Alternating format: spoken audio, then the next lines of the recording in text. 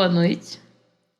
Meu nome é Sabrina Biar Jorge, eu sou aluna do bacharelado em Ciências Biológicas na Unirio, eu sou orientada pelo professor Dr. Jarbas de Mesquita Neto, do Laboratório de Ecologia e Fisiologia Animal.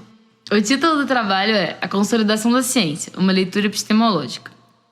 A ideia do projeto surgiu porque, ao tentar fazer ou propor uma epistemologia da biologia no momento contemporâneo, em particular do caso da evolução, nós percebemos que a compreensão de ciências biológicas ela dependia de um conceito de ciência que não estava esclarecido o suficiente.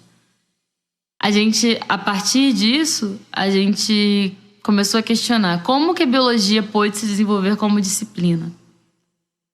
E o termo cientista, ele data de mais ou menos da mesma época, quando surge a ciência institucional, que o Whewell, em 1834, numa revisão ao artigo de uma física, Miss Somerville, ele diz que filósofos, que era o termo usado na época, que ela provavelmente deve ter usado também, era muito amplo para a investigação natural.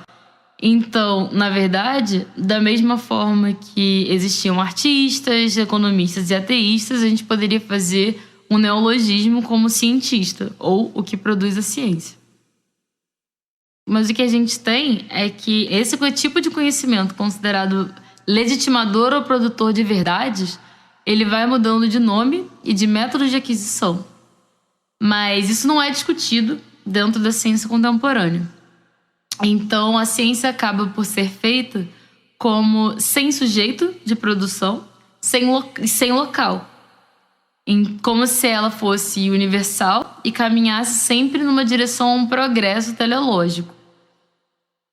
Então, há uma declaração de cientistas e que produzem ciência, mas sem essa elucidação do sentido de ciência. Como que fosse um acordo implícito que as pessoas não necessariamente concordam com os pressupostos, mas a reproduzem.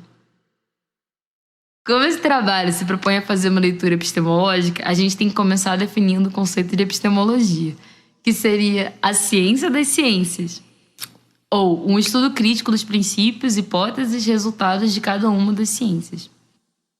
A tarefa principal da epistemologia seria essa reconstrução racional do conhecimento científico.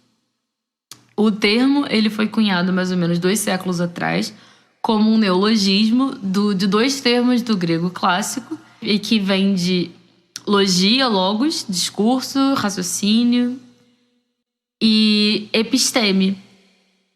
É comumente traduzido como ciência, desse grego antigo, mas que significa propriamente o conhecimento sistemático que se opõe ao ponto de vista ou opinião doxa.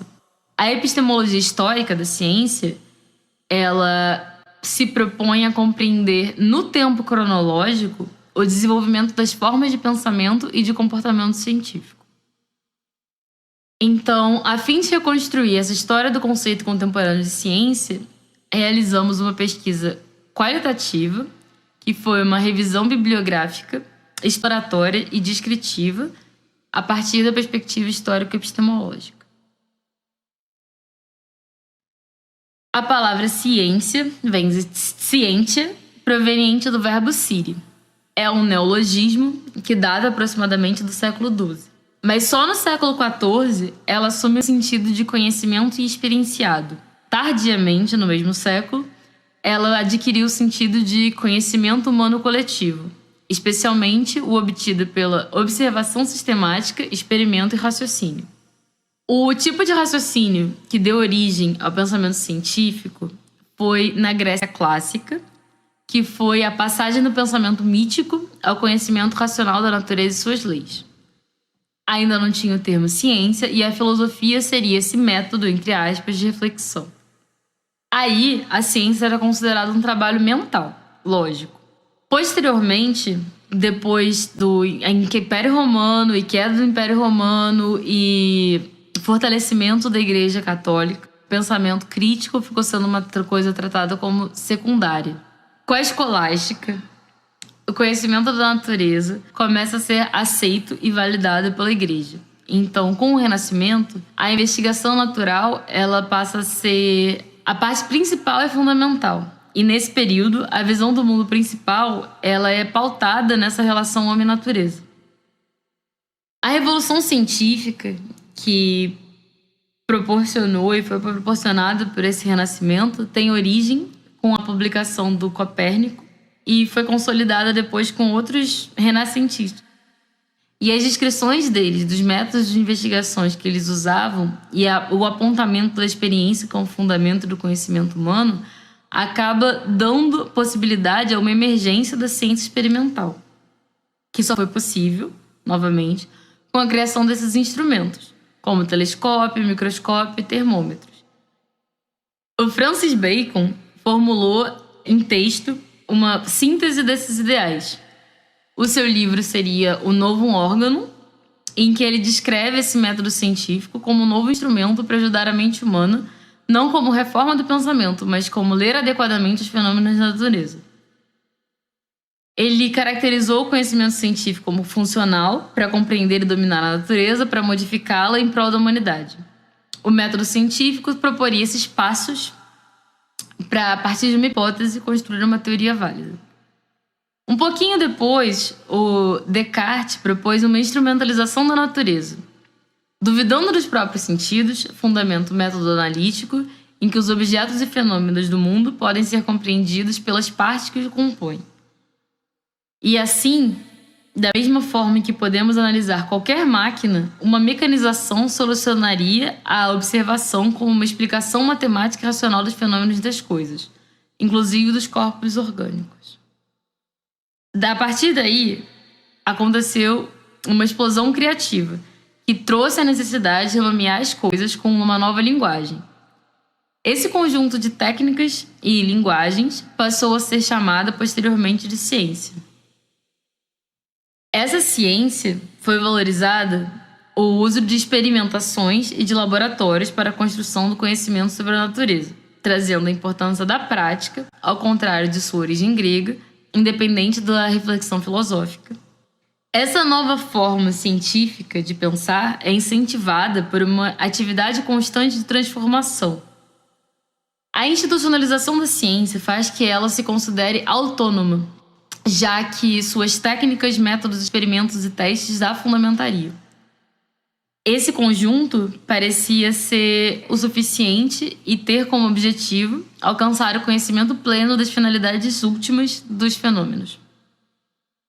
Então, o que acontece é que, mesmo querendo se afastar dos dogmas religiosos e metafísicos da Idade Média, a ciência ainda se agarrava a esses ideais, organizada por uma razão universal e estável. 3 exemplos de reavaliação de fundamentos das ciências desde a Revolução Científica do Renascimento foram a física de Newton, a mecânica relativística do Einstein e a mecânica quântica do Heisenberg. Por quê? A sequência de descobertas diferentes numa única área mostrou que não era possível evitar que uma teoria, por melhor fundamentada que fosse, pudesse ser posteriormente refutada.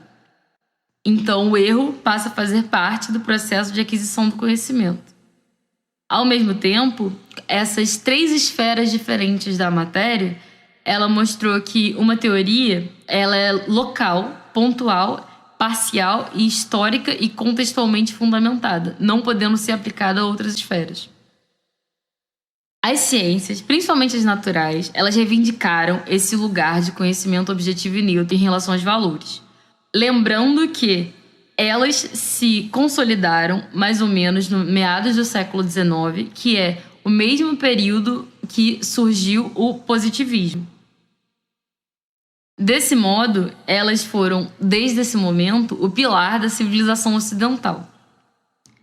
Mas sem essa autorreflexão do pensamento filosófico, ela se mantém repetindo e reproduzindo elementos dogmáticos que são fomentados pelo seu próprio discurso e, ao mesmo tempo, eles alicerçam um tipo de discurso político que acaba resultando na crise que estamos vivendo.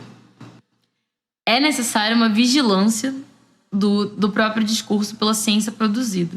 Porque aí a gente consegue fundamentar com coerência teórica.